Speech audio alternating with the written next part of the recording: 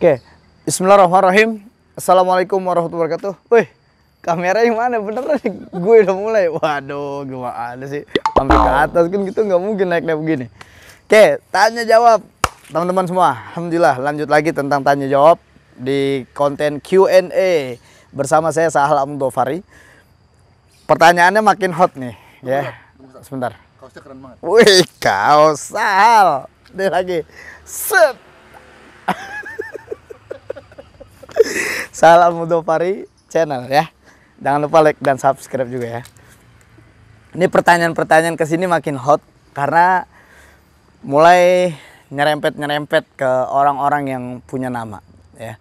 Ini banyak di sekitar kita nih orang-orang punya nama yang kita diemin. Cuman lama-lama makin ngelunjak juga ya. Harus kita kasih peringatan dengan dalil-dalil yang sahih. Oke, ini ada pertanyaan yang masuk.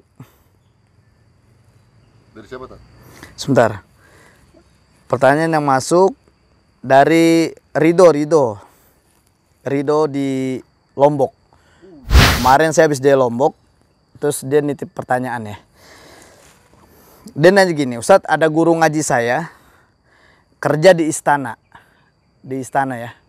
Berarti dia ada di kawasan penguasa nih, pemerintahan.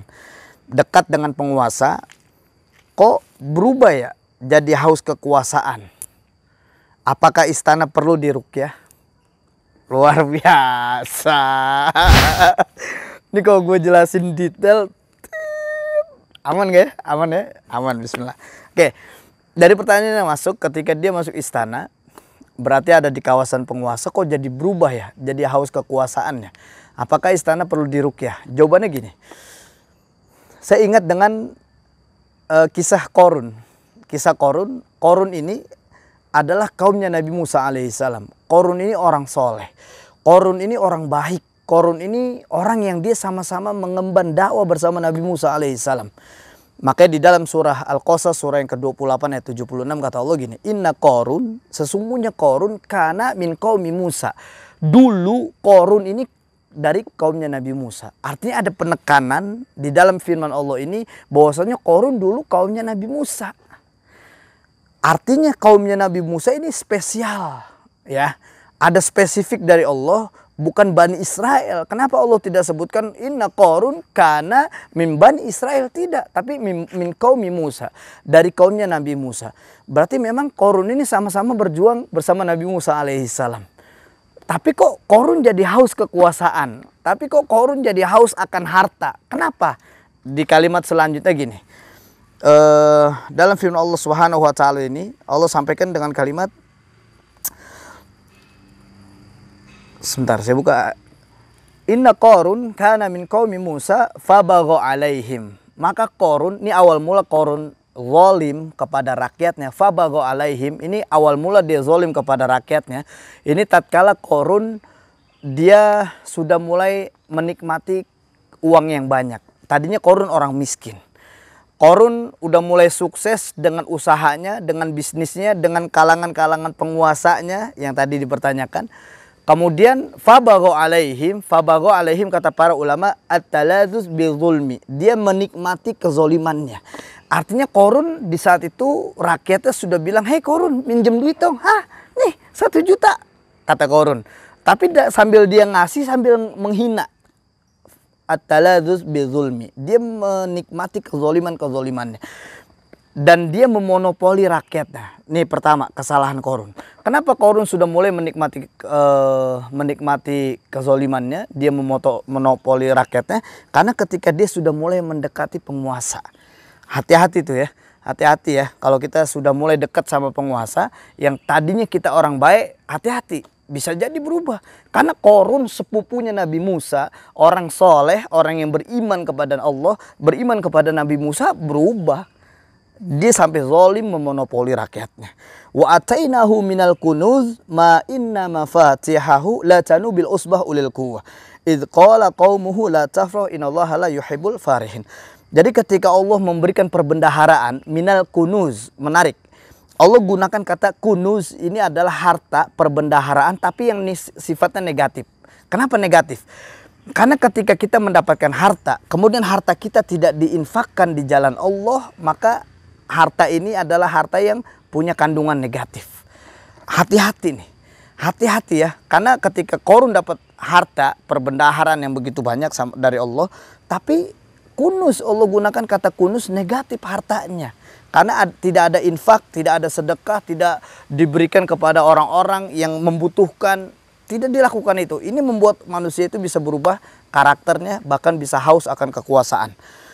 Ma'inna mafatihahu.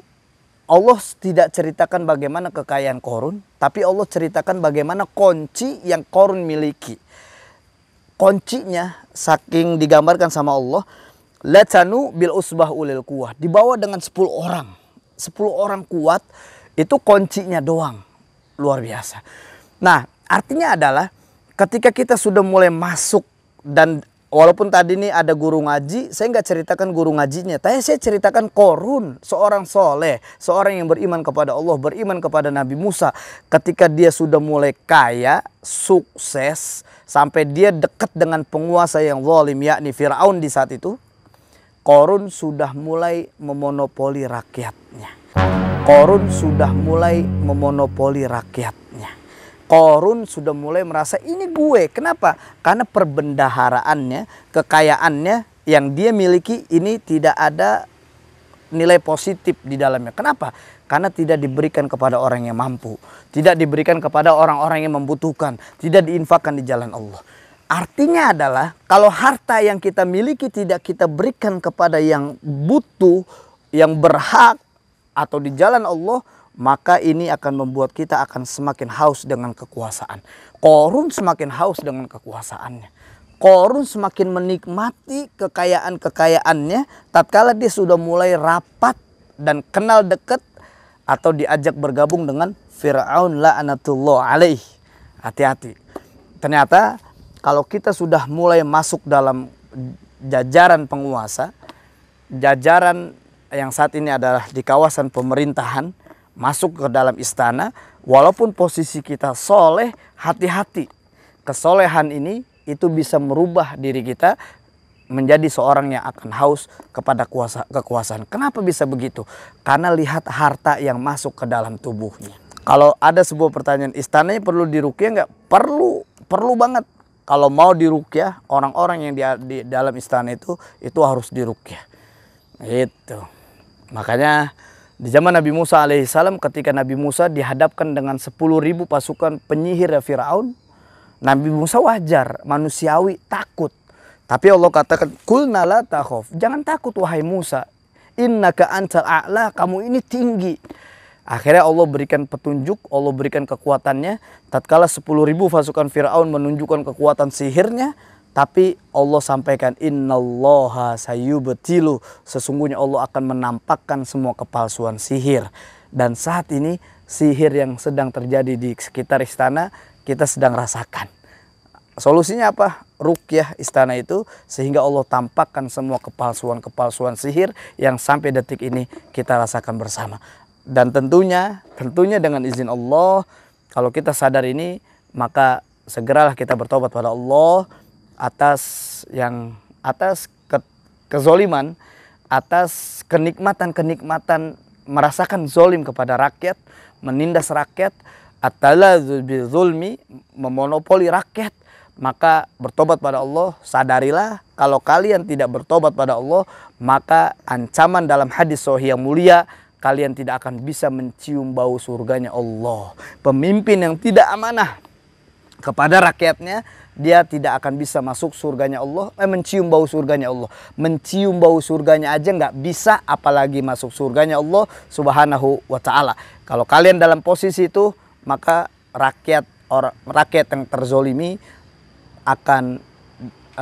yang terzolimi adalah doa-doa yang akan dikabulkan oleh Allah subhanahu wa ta'ala. Hati-hati, ini sebuah pesan buat saya. Dan kalau mau, kita ruqyah bersama Istana Negara. Barakallahu fiikum wa faqakumullah. Wassalamualaikum warahmatullahi wabarakatuh.